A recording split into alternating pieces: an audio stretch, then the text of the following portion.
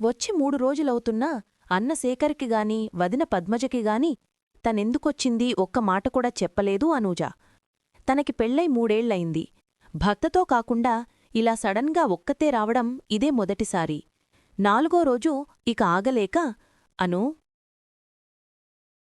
వినయ్ ఎలా ఉన్నాడు? అంది పద్మజ. ఆయనకేం మహారాజులా ఉన్నాడు అంది నిర్లక్ష్యంగా. రేపు ఆదివారమేగా, వినయ్ వస్తున్నాడా?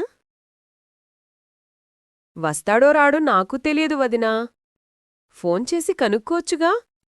చేశాను, లిఫ్ట్ చేయటం లేదు. బిజీగా ఉన్నాడేమో. ఇంకా అక్కడే ఉంటే వదిన ఇంకేమైనా అడుగుతుందేమోనని తలస్నానం చేసి వస్తాను వదినా అని బాత్రూంకి వెళ్ళింది అనూజ.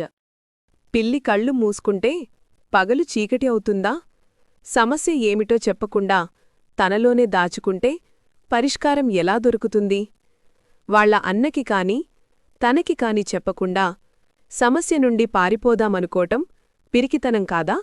అనుకుంది పద్మజ.